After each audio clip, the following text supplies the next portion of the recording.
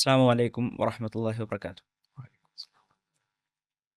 ഖുർആനിലെ ഭൂമി പരന്നതാണ് എന്ന രൂപത്തിൽ ഇസ്ലാം വിമർശകർ വിമർശനങ്ങൾ ഉന്നയിക്കാറുണ്ട്. യഥാർത്ഥത്തിൽ ഖുർആനിൽ ഭൂമിയെക്കുറിച്ച് അങ്ങനെ ഒരു പരാമർശമുണ്ടോ? എന്താണ് അതിൻ്റെ വസ്തുത? ഖുർആനിൽ എവിടെയും ഭൂമി പരന്നതാണെന്ന് പറയുന്നില്ല. അത് വിമർശകർ വെറുതെ തെറ്റിദ്ധരിപ്പിക്കാൻ വേണ്ടിയിട്ട് പറയുന്ന ഒരു സംഗതിയാണ്. ഖുർആനിൽ മനുഷ്യർക്ക് ചെയ്ത പലതരം അനുഗ്രഹങ്ങളെപ്പറ്റി പറയുന്ന സന്ദർഭങ്ങളിൽ ഭൂമിയെപ്പറ്റി, ഭൂമിയെ അവൻ നിങ്ങൾക്കൊരു തൊട്ടിലാക്കിയില്ലേ, ഭൂമിയെ ഒരു വിരിപ്പാക്കിയില്ലേ എന്നൊക്കെയുള്ള അർത്ഥത്തിലുള്ള പ്രയോഗങ്ങൾ പലതും കാണാൻ സാധിക്കും. അപ്പോൾ ഭൂമിയെ ഒരു തൊട്ടിലാക്കിയില്ലേ എന്ന് പറഞ്ഞാൽ ഒരു തൊട്ടിലിൻ്റെ രൂപത്തിൽ, തൊട്ടിൽ നമുക്കറിയാം, ഒന്നുകിൽ ഇങ്ങനെ മേലെന്ന് തൂക്കിയിട്ട് ഇങ്ങനെ യു ഷേപ്പിൽ കെട്ടിയിടും, അല്ലെങ്കിൽ രണ്ട് കാലിൽ ഇങ്ങനെ നടുവിൽ ഒരു യു ഷേപ്പിലുണ്ടാവും. ഈ ആകൃതിയിലൊന്നുമല്ലല്ലോ ഭൂമി. അത് ഭൂമിൻ്റെ ആകൃതി പറയാനല്ല, ഭൂമിയെ നമ്മൾക്ക് സംരക്ഷണം തരുന്ന ഒരു കുഞ്ഞിനെ ഒരു തൊട്ടിൽ സംരക്ഷിക്കുന്നത് പോലെ നമ്മൾ ഭൂമിയിലുള്ള ജീവജാലങ്ങളെയൊക്കെ മനുഷ്യരെയൊക്കെ സംരക്ഷിക്കുന്ന രൂപത്തിലുള്ള, വലിയ ചൂടോ വലിയ തണുപ്പോ ഇല്ലാതെ ഒക്കെ സംരക്ഷിക്കുന്ന രൂപത്തിലുള്ള ഒരു സംരക്ഷണ കവചമായിട്ട് ഭൂമിയെ മാറ്റിയില്ലേ എന്നുള്ള അർത്ഥത്തിലാണല്ലോ അവിടെ പ്രയോഗിക്കുന്നത്. അതുപോലെ ഭൂമിയെ വിരിപ്പാക്കിയില്ലേ, ഒരു പുതപ്പോ ഒരു വിരിപ്പോ ഒക്കെ പോലെ നമ്മളെ സംരക്ഷിക്കുന്ന രൂപത്തിലുള്ള ഭൂമിയാക്കി, ആ രൂപത്തിലാക്കിയില്ലേ എന്നൊക്കെയുള്ള രൂപത്തിൽ ഭൂമിയെ നിങ്ങൾക്ക് പരത്തി തന്നില്ലേ എന്നൊക്കെ കാണാൻ സാധിക്കും. ഇതിൻ്റെയൊക്കെ അർത്ഥം ഒരിക്കലും അതൊരു ആ ഷേപ്പിലാണ് ഭൂമി എന്ന് പറയാനല്ല, ഭൂമി തൊട്ടലിൻ്റെ ഷേപ്പിലാണ് അല്ലെങ്കിൽ ഭൂമി ഒരു വിരിപ്പിൻ്റെ ഷേപ്പിലാണ് എന്നൊന്നുമല്ല, അതുപോലെ തന്നെയാണ്. എന്നാൽ ഭൂമിയുടെ ഷേപ്പിനെ സൂചിപ്പിക്കുന്ന പദപ്രയോഗങ്ങൾ ഖുർആനിലുണ്ട്. അത് നമ്മളിപ്പോൾ പുതുതായിട്ട് പറയുകയല്ല.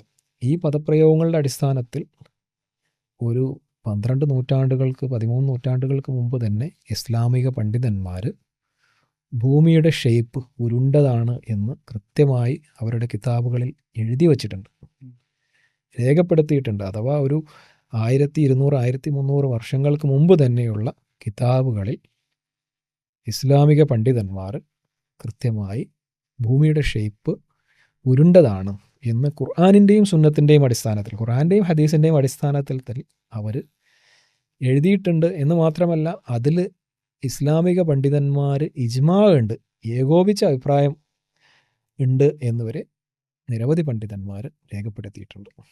ഷെയ്ഖുൽ ഇസ്ലാം ഇബ്നു തൈമിയ തൻ്റെ മജ്മുഉൽ ഫത്താവയിൽ അക്കാര്യം പറഞ്ഞിട്ടുണ്ട്. അതേപോലെ തന്നെ ഇബ്നു ഹസം എന്ന പ്രസിദ്ധ ഇസ്ലാമിക പണ്ഡിതൻ, അദ്ദേഹം ഒരു ശാസ്ത്രജ്ഞൻ കൂടിയായിരുന്നു. ഇബ്നു ഹസം ആരാണെന്നൊക്കെ നമുക്കൊന്ന് വിക്കിപീഡിയ നോക്കിയാൽ തന്നെ മനസ്സിലാവും. അദ്ദേഹം ഇത് പറഞ്ഞിട്ടുണ്ട്. അഥവാ ഇതിൽ മുസ്ലിം ഇമാമുമാരെല്ലാവരും ഏകോപിച്ച അഭിപ്രായം, ഖുർആനിലും സുന്നത്തിലും വിവരമുള്ള എല്ലാവരും ഏകോപിച്ച അഭിപ്രായമായിക്കൊണ്ട് ഭൂമിയുടെ ഷേപ്പ് ഉരുണ്ടതാണ് എന്ന് ഖുർആനിൻ്റെ അടിസ്ഥാനത്തിൽ, ഖുർആൻ ആയത്തിൻ്റെ അടിസ്ഥാനത്തിൽ ഇമാം ഇബ്നു ഹസം വ്യക്തമാക്കിയിട്ടുണ്ട്. അപ്പോൾ നിങ്ങൾ അത് സൂചിപ്പിക്കാൻ വേണ്ടി അയച്ചു തന്ന ചില ടെക്സ്റ്റുകൾ കൂടി ഓഡിയൻസിന് വേണ്ടി വായിച്ചു കൊടുക്കുന്നതെന്നാവും തോന്നുന്നു. നമ്മൾ മനസ്സിലാക്കേണ്ട, ഇത് ഒരു 1000 വർഷം അല്ലെങ്കിൽ 1200 വർഷങ്ങൾക്ക് മുമ്പ് എഴുതപ്പെട്ട കിതാബുകളാണ് ഇതൊക്കെ എന്ന് നമ്മൾ മനസ്സിലാക്കണം. അഥവാ നമ്മളിപ്പോൾ ഇരുന്ന് പുതുതായിട്ട് ഉണ്ടാക്കിയതല്ല. അപ്പോൾ ഭൂമി ഉരുണ്ടതാണെന്ന് കണ്ടുപിടിച്ചപ്പോൾ അതിനനുസരിച്ച് നമ്മൾ ഖുർആനായത്തൊക്കെ വളച്ചൊടിച്ച് നമ്മൾ അങ്ങോട്ട് ഭൂമി അങ്ങോട്ട് ഉരുട്ടിയെടുത്ത ഇതല്ല എന്ന് മനസ്സിലാക്കാം. ഇതൊക്കെ ആയിരക്കണക്കിന് വർഷങ്ങൾക്ക് മുമ്പ് കിതാബുകളിൽ എഴുതി വെച്ചിട്ടുള്ള സംഗതികളാണ്. ആ ഭാഗങ്ങളൊന്ന് വായിക്കും. ഷെയ്ഖുൽ ഇസ്ലാം ഇബ്നു തൈമിയ റഹിമഹുള്ള പറഞ്ഞ ഒരു സംഭവം, മജ്മുഉൽ ഫത്താവ എന്ന അദ്ദേഹത്തിൻ്റെ ഗ്രന്ഥത്തിൽ, ഒരുപാട് വോള്യങ്ങളുള്ള ഗ്രന്ഥമാണ്. അതിൽ അദ്ദേഹം ഇമാം അബുൽ ഹുസൈൻ റഹിമഹുല്ല എന്ന പണ്ഡിതൻ പറഞ്ഞതായി റിപ്പോർട്ട് ചെയ്യാണ്. ഇമാം അബുൽ ഹുസൈൻ റഹിമഹുല്ല പറഞ്ഞു, ഖാല വകദാലിക അജ്മഉ, അതായത് ഉലമാക്കൾ, പണ്ഡിതന്മാരായിട്ടുള്ള ആളുകൾ ഇജ്മാ ഉണ്ട്, ഏകോപിച്ച അഭിപ്രായമുണ്ട്. ഇസ്ലാമിൽ ഇജ്മാ എന്ന് പറഞ്ഞാൽ അഭിപ്രായ വ്യത്യാസമില്ലാതെ എല്ലാ പണ്ഡിതന്മാരും ഏകോപിച്ച അഭിപ്രായം. ഇപ്പോൾ ഇസ്ലാമിൽ പല കാര്യങ്ങളിലും അഭിപ്രായ വ്യത്യാസം ഉണ്ടാവും പലതിലും, എന്നാൽ അഭിപ്രായ വ്യത്യാസമില്ലാതെ എല്ലാവരും ഏകോപിച്ച് പറയുന്ന അഭിപ്രായത്തിനാണ് ഇജ്മാ എന്ന് പറയുക. ആ ഒരു സാങ്കേതിക പദം മനസ്സിലാവാൻ വേണ്ടിയിട്ടാണ് പറഞ്ഞത്, അഥവാ തർക്കമില്ലാത്ത വിഷയം. അപ്പോൾ മുസ്ലിം പണ്ഡിതന്മാർക്കിടയിൽ ഈ വിഷയത്തിൽ തർക്കമേ ഇല്ല, ഭൂമി ഉരുണ്ടതാണ് എന്നുള്ളതിൽ. ഓക്കെ. അപ്പോൾ അജ്മഉ അല അന്നൽ അർദ ബിജമീഇ ഹറകാതിഹ മിനൽ ബർരി വൽ ബഹർ, അതായത് ഭൂമി, അതിലെ കരയായാലും അതിലെ സമുദ്രമായാലും ഇതെല്ലാം ഒന്നിച്ചു ചേർന്നിട്ടുള്ള ഭൂമി ആയാലും മിസ്ലൽ ഖുറ, അത് അതിൻ്റെ എല്ലാ സകലതും നമ്മൾ എടുത്തു നോക്കിയാലും അതെന്താണ്, ഒരു ഗോളാകൃതിയിലാണ്. ഖുറ എന്ന് പറഞ്ഞാൽ പന്ത്, അത് നമ്മൾ ഏത് ചെറിയ കുട്ടികൾക്കും അറിയുന്ന വാക്കാണ് കുറത്തുൻ, പന്ത്. അപ്പോൾ ഒരു കുറത്ത് പോലെയാണ്, ഒരു പന്ത് പോലെയാണ് ഭൂമി. അതിലെ കരയും കടലും എല്ലാം കൂടി ചേർന്ന് ഒരു പന്ത് പോലെയാണ് എന്നുള്ളതിൽ മുസ്ലിം പണ്ഡിതന്മാർ ഇജ്മാ ഉണ്ട് എന്നാണ് കിതാബിൽ പറഞ്ഞത്. അതായത് ഗോളാകൃതിയിലാണ് ഗോളാകൃതിയിലാണ്. പണ്ഡിതന്മാർക്കിടയിൽ അഭിപ്രായ വ്യത്യാസമില്ല എന്നാണ് അദ്ദേഹം പറയുന്നത്. അത് ഷെയ്ഖുൽ ഇസ്ലാം ഇബ്നു തൈമിയ്യ റഹിമഹുള്ളയുടെ മജ്മുഉൽ ഫത്താവയിലാണ്. ഇനി അതേപോലെ തന്നെ താങ്കൾ ഉദ്ധരിച്ച മറ്റേ ഇബ്നു ഹസം റഹിമഹുള്ള പറഞ്ഞ അദ്ദേഹത്തിൻ്റെ വളരെ പ്രശസ്തമായ ഗ്രന്ഥങ്ങളിൽ ഒന്നാണ് അൽ ഫസ്ലു ഫിൽ മിലലി വൽ അഹ്വാഇ വൻ നിഹൽ. ആ ഗ്രന്ഥത്തിൽ ഇബ്നു ഹസം റഹിമഹുള്ള പറയാണ് അന്ന അഹദൻ മിൻ അഇമ്മത്തിൽ മുസ്ലിമീൻ അൽ മുസ്തഹിഖീൻ അൽ ഇസ്മിൽ ഇമാമത്തി ബിൽ ഇൽമി റളിയല്ലാഹു അൻഹും ലം യുൻകിറു തക്വീർ അൽ അർദ്. അതായത് ഇസ്ലാമിക വിജ്ഞാനീയത്തിൽ പാണ്ഡിത്യമുള്ള അവഗാഹമുള്ള ആളുകൾ, അതിനർഹിക്കുന്ന വിജ്ഞാനത്തിൻ്റെ മേഖലയിൽ നേതൃത്വം അർഹിക്കുന്നവരായിട്ടുള്ള ഒരു പണ്ഡിതനും ഒരു അവഗാഹമുള്ള വ്യക്തിയും ഭൂമിയുടെ ഗോളാകൃതിയെ ലം യുൻകിറു തക്വീർ അൽ അർദ് എന്നാണ് പറഞ്ഞത്. ഭൂമിയുടെ ഗോളാകൃതിയെ നിഷേധിച്ചിട്ടില്ല. വല യുഹ്ഫദു ലിഅഹദിൻ മിൻഹും ദഫ്ഇഹി കലിമ മിൻഹും ഫി ദഫ്ഇഹി കലിമ. അതായത് ഒരു പണ്ഡിതനും അതിന് എതിരഭിപ്രായം പറഞ്ഞിട്ടില്ല. ആർക്കും ഒരു എതിരഭിപ്രായവും ഇല്ല. അതായത് ഖുർആൻ്റെ അടിസ്ഥാനത്തിൽ ഭൂമി ഉരുണ്ടതാണ് എന്നല്ലാതെ പരന്നതാണ് എന്ന് പറഞ്ഞിട്ടുള്ള ഒരാളും ഒരു പണ്ഡിതന്മാരും ഒരു സഹാബിയോ താബിയോ ഒരു ഇമാമുമാരോ ഒന്നും തന്നെ ഉണ്ടായിട്ടില്ല എന്നാണ് അദ്ദേഹം. എന്നിട്ട് അദ്ദേഹം ബാക്കി പറയുന്നത് ബൽ അൽ ബറാഹീനു മിനൽ ഖുർആനി വസ്സുന്ന, ഖുർആനിൽ നിന്നും അതുപോലെ സുന്നത്തിൽ നിന്നും നബി സല്ലല്ലാഹു അലൈഹി വസല്ലമയുടെ ഹദീസുകളിൽ നിന്നും ഉള്ള തെളിവുകൾ പ്രകാരം ഖദ് ജാഅത് ബി തക്വീരിഹ, എല്ലാ പണ്ഡിതന്മാരും കൊണ്ടുവന്നിട്ടുള്ള അഭിപ്രായം ഭൂമി ഗോളാകൃതിയിലാണ് എന്ന് മാത്രമല്ല ഇദ്ദേഹം അദ്ദേഹത്തിൻ്റെ ഇതിന് തെളിവായിട്ട് ഖുർആനിൽ നിന്നുള്ള തെളിവും അദ്ദേഹം ഉദ്ധരിക്കുന്നുണ്ട്. സൂറത്ത് സുമറിൽ 39-ാം അധ്യായത്തിൽ 5-ാമത്തെ വചനം ഖലഖ സമാവാതി വൽ അർദ ബിൽ ഹഖ് യുകവ്വിറു ലൈല അലൻ നഹാരി വയുകവ്വിറു നഹാറ അലൽ ലൈൽ.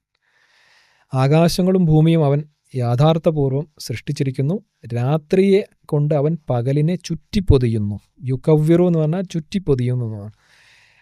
അതുപോലെ പകലിനെ കൊണ്ട് അവൻ രാത്രിയെയും ചുറ്റിപ്പൊതിയുന്നു. ഇതിവിടെ ഖുർആൻ ഉപയോഗിച്ച പദം കവ്വറ എന്നാണ്. കവ്വറ എന്നുള്ളത് അറബി ഭാഷയിൽ ഒരു ഗോളത്തിന് ചുറ്റിപ്പൊതിയുന്ന ഇതിന് ഉപയോഗിക്കുന്ന വാക്കാണ്. കവ്വറയ്ക്ക് ഡിക്ഷണറിയിൽ കൊടുത്ത അർത്ഥം to make round, to form a ball, to coil, to wind എന്നാണ്. അറബികൾ തലയിൽ കെട്ടുമല്ലോ, ഈ തലയിൽ ഒരു വട്ട് കെട്ടൂലേ, അതിനൊക്കെ അങ്ങനെ വട്ടത്തിൽ ഉള്ള ഒരു സാധനത്തിന് ചുറ്റിക്കെട്ടുന്ന ഇതിനെയാണ് കവ്വറ, ഇങ്ങനെ ചുറ്റിപ്പൊതിയുന്നത്, ഗോളത്തിന് ചുറ്റിപ്പൊതിയുന്നത് എന്നാണ് അതിൻ്റെ വേർഡിൻ്റെ അർത്ഥം. ആ വേർഡ് വെച്ചുകൊണ്ട് അവർ മനസ്സിലാക്കിയത് ഖുർആൻ ആയത്തനുസരിച്ച് ഭൂമി ഒരു ഗോളമാണ്, ആ ഗോളത്തിന് രാത്രി ചുറ്റിപ്പൊതിയുന്നു, പകൽ ചുറ്റിപ്പൊതിയുന്നു.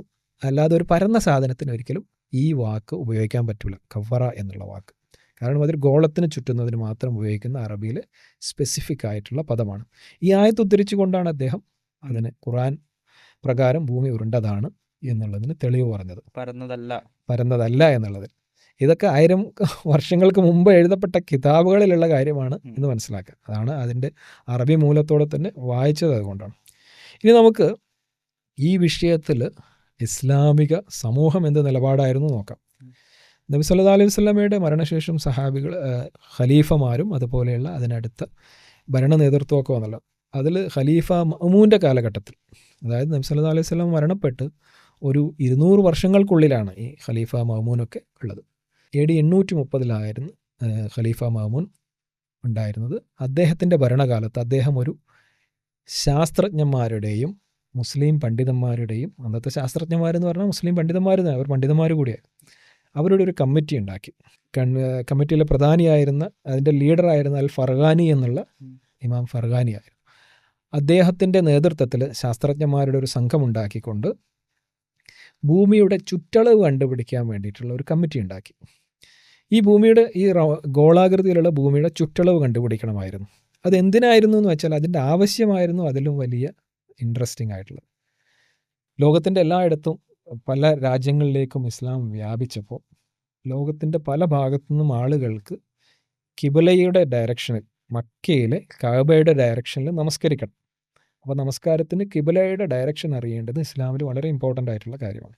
അപ്പോൾ ഒരു ഗോളാകൃതി ആയിട്ടുള്ളൊരു ഭൂമിയിൽ ലോകത്തിൻ്റെ പല ഭാഗത്തുനിന്നും ഡയറക്ഷൻ നോക്കണമെങ്കിൽ അതിന് സ്ഫെറിക്കൽ ട്രിഗ്നോമെട്രി എന്നുള്ളൊരു സംഗതിയുണ്ട്. ഈ ഒരു ശാസ്ത്രശാഖ ഇതിനു വേണ്ടിയിട്ട് മുസ്ലിങ്ങൾ വികസിപ്പിച്ചു. കാരണം സാധാരണ ഒരു ഫ്ലാറ്റ് സർഫസിൽ നടത്തുന്ന ട്രിഗ്നോമെട്രി അല്ല, സ്ഫെറിക്കൽ ഒരു സ്ഫിയറിൻ്റെ മുകളിൽ നടത്തുന്ന ട്രിഗ്നോമെട്രി, അത് വ്യത്യാസമുണ്ട്. അപ്പോൾ അതിന് വേണ്ടിയിട്ട് ഒരു പുതിയ ശാസ്ത്രശാഖ ഇവർ ഡെവലപ്പ് ചെയ്തു. ഈ സ്ഫെറിക്കൽ ട്രിഗ്നോമെട്രി ഉണ്ടാക്കിയത് മുസ്ലിങ്ങളാണ്, അത് കണ്ടുപിടിച്ച് അത് ആവിഷ്കരിച്ചത് മുസ്ലിങ്ങളാണ്, മുസ്ലിം ശാസ്ത്രജ്ഞന്മാർ. അപ്പോൾ ഈ കിബില ഡയറക്ഷൻ കണ്ടുപിടിക്കാൻ വേണ്ടിയിട്ട് ഭൂമിയുടെ ചുറ്റളവ് കൃത്യമായിട്ട് അറിഞ്ഞാലാണ് ഈ സ്ഫെറിക്കൽ ട്രിഗ്നോമെട്രിയിലെ മെഷർമെൻറ്റ്സ് വളരെ കൃത്യമായിട്ട് അറിഞ്ഞ് കിബില കറക്റ്റായിട്ട് തിരിച്ചറിയാൻ പറ്റുള്ളൂ. അപ്പോൾ നമ്മളിപ്പോൾ ലോകം വികസിച്ചപ്പോൾ ഇസ്ലാം ഒരുപാട് ദൂരങ്ങളിലേക്ക്, യൂറോപ്പിലേക്കും ഇന്ത്യയിലേക്കും ചൈനയിലേക്കും അങ്ങനെയുള്ള സ്ഥലങ്ങളിലേക്കൊക്കെ, ഈജിപ്തിലേക്കും എല്ലാ നാടുകളിലേക്കുമൊക്കെ എത്തിയപ്പോൾ അവിടെയുള്ള എല്ലാ നാട്ടിൽ നിന്നും കറക്റ്റായിട്ട് കിബിലയുടെ ഡയറക്ഷൻ കണ്ടുപിടിക്കാൻ വേണ്ടിയിട്ട് സ്ഫെറിക്കൽ ട്രിഗ്നോമെട്രി ഡെവലപ്പ് ചെയ്തു. ആ ഡെവലപ്പ് ചെയ്യുന്നതിൻ്റെ ഭാഗമായിട്ട് ഭൂമിയുടെ ചുറ്റളവ് കൃത്യമായിട്ട് കണ്ടുപിടിക്കാൻ വേണ്ടിയിട്ട് ഒരു കമ്മിറ്റി വെച്ചു. അങ്ങനെ അവർ അന്ന് മെഷർ ചെയ്തിട്ട് കണ്ടുപിടിച്ചത് 12 നൂറ്റാണ്ട് മുമ്പുള്ള കാര്യമാണെന്ന് ആലോചിക്കണം. 12 നൂറ്റാണ്ട് മുമ്പ് അവർ കണ്ടുപിടിച്ചത് അന്നത്തെ അവരുടെ പരിമിതമായ സാങ്കേതിക വിദ്യകൾ, വളരെ ലിമിറ്റഡ് സാങ്കേതിക വിദ്യ ഉപയോഗിച്ചിട്ട് അവർ കണ്ടുപിടിച്ചത് ഭൂമിയുടെ ചുറ്റളവ് 40,248 കിലോമീറ്റർ. ഇന്നത്തെ അളവിലുള്ള 40,248 കിലോമീറ്റർ. ഇന്ന് വളരെ ലേറ്റസ്റ്റ് ടെക്നോളജിയൊക്കെ വെച്ചിട്ട് നമ്മൾക്ക് ഇന്നത്തെ വളരെ കൃത്യമായി ഭൂമിയുടെ ചുറ്റളവ് പറഞ്ഞാൽ 40,075 കിലോമീറ്ററാണ്. അതായത് വളരെ ചെറിയ വ്യത്യാസം മാത്രമേ അതിൽ വന്നിട്ടുള്ളൂ. അന്ന് അവർ ഏകദേശം കൃത്യമായിട്ട് ഒരു 160 കിലോമീറ്ററിൻ്റെ എന്തോ വ്യത്യാസമേ അവർ ചുറ്റളവിൽ പോലും അത്രയും ഏകദേശം അക്യുറേറ്റ് ആയിട്ട് അന്നത്തെ കാലത്ത്, ഇത് AD 830, അതായത് നബി സല്ലല്ലാഹു അലൈഹി വസല്ലം മരിച്ച മുഹമ്മദ് നബിയുടെ മരണശേഷം വെറും 200 കൊല്ലം പോലും ആയിട്ടില്ല, അതിൻ്റെ ഉള്ളിലാണ് ഇത്രയും അവർ ചെയ്തിട്ടുള്ളത് അന്നത്തെ കാലത്ത്. പക്ഷെ അതിന്റെ പിന്നിലുള്ള ആവശ്യം പോലും ഒരു മുസ്ലിങ്ങൾക്ക് ആരാധന നിർവഹിക്കാൻ വേണ്ടിയിട്ടുള്ളതായിരുന്നു എന്നുള്ളത്. അന്ന് കാലത്ത് ഇത്രയും ചെയ്തതാണ്. ഇതൊക്കെ ഒന്ന് ജസ്റ്റ് വിക്കിപീഡിയയിലൊന്ന് സെർച്ച് ചെയ്ത് നോക്കിയാൽ, ഗൂഗിളിലൊന്ന് സെർച്ച് ചെയ്ത് നോക്കിയാൽ ഇതൊക്കെ ആർക്കും കാണാവുന്ന കാര്യമാണ്. ഓക്കെ, ഇനി ഇദ്ദേഹം മാത്രമല്ല, അതേപോലെ തന്നെ അതിനുശേഷം അൽ ബിറൂണി എന്നുള്ള പ്രസിദ്ധനായ ഇസ്ലാമിക ശാസ്ത്രജ്ഞ, അദ്ദേഹം AD 973 ജനിച്ചത്. അദ്ദേഹം വേറൊരു ടെക്നോളജി ഉപയോഗിച്ച്, വേറൊരു ടെക്നിക്ക് ഉപയോഗിച്ചിട്ട്, മാത്തമാറ്റിക്സിൽ വേറൊരു ടെക്നിക്ക് ഉപയോഗിച്ചിട്ട് അദ്ദേഹവും വളരെ കൃത്യമായിട്ട് ഭൂമിയുടെ റേഡിയസ് കാൽക്കുലേറ്റ് ചെയ്തു. അദ്ദേഹം കാൽക്കുലേറ്റ് ചെയ്തെടുത്തത് 6339.6 കിലോമീറ്റർ, ഇന്നത്തെ അളവിൽ 6339.6 കിലോമീറ്ററാണ് ഭൂമിയുടെ റേഡിയസ് എന്നാണ്. യഥാർത്ഥത്തിൽ കറക്റ്റായിട്ടുള്ള റേഡിയസ് 6371 കിലോമീറ്ററാണ്. അതായത് ഒരു 30-40 കിലോമീറ്ററിൻ്റെ വ്യത്യാസം മാത്രമേ വന്നിട്ടുള്ളൂ. ഏകദേശം വളരെ അക്യുറേറ്റ് ആയിട്ട് ഭൂമിയുടെ റേഡിയസ് അൽബിറൂണി എന്ന ശാസ്ത്രജ്ഞൻ, ഈ അൽബിറൂണിയൊക്കെ ശാസ്ത്രജ്ഞൻ വളരെ ഫേമസ് ആണ് എന്ന് മാത്രമല്ല, ഈ അൽബിറൂണിയുടെ സ്മരണക്കായിട്ട് നാസ ചന്ദ്രനിലെ ഒരു ക്രേറ്ററിന് അൽബിറൂണി ക്രേറ്റർ എന്ന് പറഞ്ഞിട്ട് പേരിട്ടിട്ടുണ്ട്. ക്രേറ്റർ എന്ന് പറഞ്ഞാൽ ചന്ദ്രനിലെ ഗർത്തം, ചന്ദ്രനിലെ ഒരു ഗർത്തം, അത് അൽബിറൂണി ക്രേറ്റർ എന്ന് ഗൂഗിൾ ചെയ്താൽ കാണാൻ പറ്റും. അതേപോലെ തന്നെ അൽബിറൂണി ചെയ്ത മെത്തേഡിൻ്റെയൊക്കെ അദ്ദേഹം കാൽക്കുലേറ്റ് ചെയ്ത മെത്തേഡ്, അദ്ദേഹം ഒരു സ്ഥലത്തു നിന്നുള്ളതും പിന്നെ ഒരു കുന്നിൻ്റെ മുകളിൽ നിന്നൊക്കെയുള്ള ആംഗിൾ വെച്ചിട്ട്, ഈ ആംഗിളുകളൊക്കെ വെച്ചിട്ടാണ് ഭൂമിയുടെ റേഡിയസ് കാൽക്കുലേറ്റ് ചെയ്തത്. അതിൻ്റെയൊക്കെ ഇത് നമുക്ക് വിക്കിപീഡിയയിലൊക്കെ കാണാൻ സാധിക്കും. മാത്രമല്ല ഈ വിഷയത്തിൽ ഇപ്പോൾ സയൻസും അതേപോലെ ഇസ്ലാമും തമ്മിലുള്ള ബന്ധം, പ്രത്യേകിച്ച് ഇസ്ലാമിക് ഗോൾഡൻ ഏജായിട്ട് ബന്ധപ്പെട്ട് BBC ഒരു ഡോക്യുമെൻ്ററി തന്നെ ഇറക്കിയിട്ടുണ്ട്. ജിം അൽ ഖലീൽ എന്ന് പറഞ്ഞ വളരെ പ്രശസ്തനായ തിയററ്റിക്കൽ ഫിസിസ്റ്റ്, അദ്ദേഹമാണ് അത് ഹോസ്റ്റ് ചെയ്യുന്നത്, അത് അവതരിപ്പിക്കുന്നത്. ആ വിഷയം വളരെ മനോഹരമായ 2 മണിക്കൂറേറ്റ നീണ്ടു നിൽക്കുന്നതാണെന്ന് തോന്നുന്നു. വളരെ മനോഹരമായി ഈ കാര്യങ്ങളൊക്കെ അതിൽ വിശദീകരിക്കുന്നുണ്ട്. ഇങ്ങനെ അതിൻ്റെ റേഡിയസ് കണ്ടുപിടിക്കുന്നു, ആസ്ട്രോലാബ് പോലുള്ള സാങ്കേതിക വിദ്യകൾ കണ്ടുപിടിക്കുന്നത്, ഇങ്ങനത്തെ കുറേ കാര്യങ്ങളൊക്കെ അതിൽ സൂചിപ്പിക്കുന്നത്. അത് നല്ലൊരു റെഫറൻസ് ആണ്. വേണമെങ്കിൽ കൂടുതലായി ഈ വിഷയം പഠിക്കാൻ താല്പര്യമുള്ളവർക്ക് അത് കാണാവുന്നതാണ്, യൂട്യൂബിലൊക്കെ ലഭ്യമാണ്. ഇനി നമുക്ക് നോക്കാനുള്ളത് ഈ ആധുനിക ലോകം എപ്പോഴാണ് ഭൂമി ഉരുണ്ടതാണെന്ന് അംഗീകരിച്ചത് എന്നുള്ളതാണ്. ഇപ്പം നമ്മൾക്കറിയാം ഭൂമി ഉരുണ്ടതാണ് എന്നുള്ളത്, പക്ഷേ ഇത് ആധുനിക ലോകം അംഗീകരിച്ചത് വളരെ ലേറ്റ് ആയിട്ടാണ്. അതായത് 16-ാം നൂറ്റാണ്ടിൽ, അതായത് ഈ നമ്മൾ ഈ പറഞ്ഞ കാര്യങ്ങളൊക്കെ നടന്ന ഒരു 1000 കൊല്ലങ്ങളൊക്കെ കഴിഞ്ഞിട്ട്, ഈ മുസ്ലിം ശാസ്ത്രജ്ഞരൊക്കെ പറഞ്ഞ് അത് കഴിഞ്ഞ് ഒരു 800-1000 വർഷങ്ങൾക്ക് ശേഷം 16-ാം നൂറ്റാണ്ടിലാണ് ഫെർഡിനാൻഡ് മഗല്ലൻ അല്ലെങ്കിൽ മജല്ലൻ, അദ്ദേഹം ഒരു പര്യവേക്ഷണം. ലോകത്തെ ചുറ്റിയിട്ടുള്ള യാത്ര നടത്തിയത്. അദ്ദേഹം സ്പെയിനിൽ നിന്ന് തുടങ്ങി യാത്ര ചെയ്ത് തിരിച്ചെത്തുമ്പോഴേക്കും അദ്ദേഹം മരണപ്പെട്ടിരുന്നു. വേറൊരാളാണ് തിരിച്ചെത്തിയത്. എന്തായാലും ഒരു ഡയറക്ഷനിലേക്ക് പൂർണ്ണമായും സഞ്ചരിച്ച് തിരിച്ചെത്തി. അങ്ങനെയാണ് ഭൂമി ഉരുണ്ടതാണ് എന്നുള്ളതിന് കൃത്യമായ ഒരു തെളിവ് ആധുനിക ലോകത്തിന് കിട്ടിയതുപോലെ.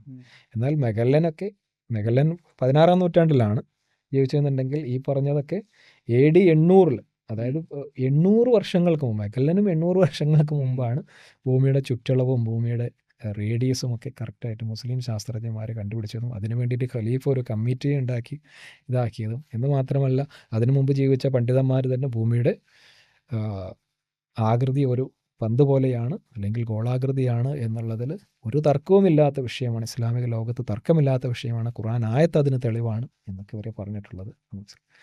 അപ്പോൾ ജബ്രകളുടെയൊക്കെ വിഷയം, ഇവർക്ക് ഒന്നിനെ പറ്റിയും ഒരു ധാരണയില്ല. ഇവരെന്തൊക്കെയോ മണ്ടത്തരങ്ങൾ ധരിച്ചു വെച്ച് ഇതൊക്കെയാണ് ഇസ്ലാം എന്ന് ഇവരങ്ങോട്ട് പറയാണ്. ഇവർക്കിതൊന്ന് ഗൂഗിൾ ചെയ്ത് നോക്കിയാൽ കിട്ടുന്ന വിഷയങ്ങളേ ഉള്ളൂ. ഒന്ന് വിക്കിപീഡിയയിൽ നോക്കിയിട്ട് അങ്ങനെ മുസ്ലിങ്ങളുടെ വിശ്വാസം എന്തായാലും ഒന്നും അടിച്ചു നോക്കിയതൊക്കെ കിട്ടും, അല്ലെങ്കിൽ ഗൂഗിൾ ചെയ്താൽ കിട്ടുന്ന വിഷയമേ ഉള്ളൂ. കാരണം അതൊക്കെ വളരെ ഡീറ്റെയിൽഡ് ആയിട്ട് ലോകം അംഗീകരിക്കുന്ന കാര്യങ്ങളാണ് അതൊക്കെ. ഓക്കെ, ഇപ്പോൾ അൽബറൂണി ആരാണ്, അല്ലെങ്കിൽ ഫർഗാനി ആരാണ്, ഇബ്നു ഹസം ആരാണ്, ഇവരുടെയൊക്കെ ശാസ്ത്രത്തിലുള്ള സംഭാവനകൾ എന്തായിരുന്നു എന്നൊക്കെ ഒന്ന് സെർച്ച് ചെയ്ത് നോക്കിയാൽ കാണാവുന്നതാണ്. നമ്മൾ ഇന്ത്യക്കാരെ സംബന്ധിച്ചിടത്തോളം അദ്ദേഹത്തിന് ഒരു കിതാബുൽ ഹിന്ദ് എന്നുള്ള ഇന്ത്യയെ കുറിച്ചുള്ളൊരു ഗ്രന്ഥം തന്നെ ഉണ്ട്, അറബി. അപ്പോൾ ഇവരൊക്കെ മരിച്ച് എത്രയോ നൂറ്റാണ്ടുകൾക്ക് ശേഷമാണ് ആധുനിക ലോകം ഇതൊക്കെ അറിയുന്നത് പോലും. ആധുനിക ലോകം ഈ ഭൂമി ഉരുണ്ടതാണെന്ന് സമ്മതിക്കുന്നതൊക്കെ എത്രയോ കാലങ്ങൾക്ക് ശേഷമാണ് എന്നുള്ളതാണ്. ഇവരൊക്കെ ചിന്തിക്കുന്നതിനപ്പുറത്തെ കാലത്ത് ഇതൊക്കെ മനസ്സിലാക്കിയവരാണ് മുസ്ലിങ്ങളും മുസ്ലിം ശാസ്ത്രജ്ഞന്മാരും എന്നുള്ളത് മനസ്സിലാക്കുക. അതിന് അവർ ഖുർആനിൽ നിന്ന് തന്നെയാണ് അവർക്ക് തെളിവ് കിട്ടിയത്. ഖുർആനിൻ്റെ പദപ്രയോഗങ്ങളിൽ നിന്നാണ് ഭൂമി ഉരുണ്ടതാണെന്നുള്ളതിൻ്റെ തെളിവ് അവർക്ക് കിട്ടിയത്. ഇബ്നു ഹസം റഹിമഹുല്ലാഹ് പറഞ്ഞ പോലെ അതിന്റെ തെളിവുകളൊക്കെ ഖുർആനിലും സുന്നത്തും നിന്നാണ് അവർക്ക് കിട്ടിയിട്ടുള്ളത്. ഓക്കെ, അപ്പോൾ ഇതുവരെ പറഞ്ഞതിൻ്റെ ഒരു സമ്മറി എന്ന് പറഞ്ഞാൽ പലപ്പോഴും ഇസ്ലാം വിമർശകർ പറയുന്ന ഈ വിമർശനത്തിൻ്റെ സത്യാവസ്ഥ പരിശോധിക്കലായിരുന്നു. അതായത് അവർ പറയുന്നു ഖുർആനിൽ ഭൂമി പരന്നതാണ് എന്ന് പറയുന്നു എന്ന്. പക്ഷേ അതല്ല യാഥാർത്ഥ്യം. ഖുർആനിൽ പല സ്ഥലങ്ങളിലും മനുഷ്യർക്ക് വേണ്ടി പല രൂപത്തിൽ വിധാനിച്ചു എന്ന് പറയുന്നു. നിങ്ങൾക്ക് വേണ്ടി പരത്തി തന്നില്ലേ, നിങ്ങൾക്ക് വേണ്ടി തൊട്ടിലാക്കി തന്നില്ലേ, നിങ്ങൾക്ക് വേണ്ടി വിരിപ്പാക്കി തന്നില്ലേ എന്നൊക്കെയാണ് നമ്മളെ പെർസ്പെക്റ്റീവിൽ പറയാണ്. നമ്മൾക്ക് ഒരു മനുഷ്യന് വേണ്ട സുഖസൗകര്യങ്ങളൊക്കെ ഒരുക്കി തന്നില്ലേ എന്ന് പറയണം. അല്ലാതെ ഒരിക്കലും അതിൻ്റെ ഷേപ്പ് പറയുന്നതോ ഒന്നുമല്ല. എന്നാൽ മറ്റൊടത്ത് അങ്ങനെയല്ല. രാത്രിയെ പകല് ചുറ്റിപ്പൊതിയുന്നു. ഒരു ഉരുണ്ട സാധനത്തിന് മാത്രമേ അറബിയിൽ ആ ഭാഷ, ആ കവ്വറ എന്നുള്ള പദം ഉപയോഗിക്കുകയുള്ളൂ. ഞാൻ അതിൻ്റെ ഡിക്ഷണറി അടക്കം പറഞ്ഞു. അതുടെ കൃത്യമായിട്ടുള്ള പദപ്രയോഗം, ആ പദപ്രയോഗത്തിൻ്റെ അടിസ്ഥാനത്തിൽ മുസ്ലിങ്ങൾ ഒരു 12-13 നൂറ്റാണ്ട് മുമ്പ് അവരത് മനസ്സിലാക്കി അവർ കൃത്യമായി അവരുടെ കിതാബുകളിൽ എഴുതി വെക്കുകയും ചെയ്തിട്ടുണ്ട്. നമ്മൾ ആരും ഇന്ന് ഇപ്പോൾ ഭൂമി ഉരുണ്ടതാണെന്ന് കണ്ടുപിടിച്ചതിന് ശേഷം നമ്മൾ ഉരുട്ടി ഉണ്ടാക്കിയതല്ല, ഇത് പണ്ടേ പറഞ്ഞതാണ്. നിങ്ങൾക്കറിയാത്തത് നിങ്ങളുടെ കുഴപ്പമാണ്. അപ്പോൾ ഈ പറഞ്ഞതിൻ്റെ ചുരുക്കം, അവർ പറയുന്ന വിമർശനം അസ്ഥാനത്താണ്, അടിസ്ഥാനരഹിതമാണ്. ഒന്ന്, ഖുർആനിൻ്റെ ആയത്തുകളെ കുറിച്ചുള്ള അറിവില്ലായ്മയാണ്. രണ്ട്, അവരുടെ മുൻധാരണകൾ ഇസ്ലാമിൻ്റെ മേൽ കെട്ടിവെക്കാനുള്ള ഒരു പാഴ്ശ്രമമാണ്. അതോടൊപ്പം തന്നെ എന്താണ് അതിൻ്റെ വിശദീകരണം? ഭൂമി ഉരുണ്ട രൂപത്തിലാണ്, അതിന് ഗോളാകൃതിയാണ് എന്ന പണ്ഡിതന്മാർക്ക് അഭിപ്രായ വ്യത്യാസമില്ലാത്ത കാര്യങ്ങളൊക്കെ മുൻകാല പണ്ഡിതന്മാർ ഒരുപാട് മുമ്പ് തന്നെ അത് അവരുടെ കിതാബുകളിൽ രേഖപ്പെടുത്തി വെച്ചതും എല്ലാം ഇവിടെ സൂചിപ്പിച്ചു കഴിഞ്ഞു. ഏതായാലും ഈ വിഷയം ഇവിടെ അവസാനിക്കുമ്പോൾ നമ്മൾ മനസ്സിലാക്കേണ്ടത്, പതിവ് പോലെ തന്നെ ഇസ്ലാം വിമർശകർ വിഷയങ്ങൾ കൃത്യമായി പഠിക്കാതെ അതിൻ്റെ സത്യാവസ്ഥ മനസ്സിലാക്കാതെ സ്വന്തം മുൻധാരണകൾ ശരിയാണ് എന്ന ഒരു അബദ്ധധാരണയോടുകൂടി തന്നെ അവരവരുടെ വിഷയങ്ങൾ അവതരിപ്പിക്കുമ്പോൾ ഉണ്ടാകുന്ന പ്രശ്നമാണ് ഇവിടെ നമുക്ക് കാണാൻ സാധിക്കുന്നത്. ഏതായാലും ഇനി അടുത്തൊരു എപ്പിസോഡിൽ പുതിയൊരു വിഷയവുമായി വീണ്ടും വരാം ഇൻഷാ അല്ലാഹ്.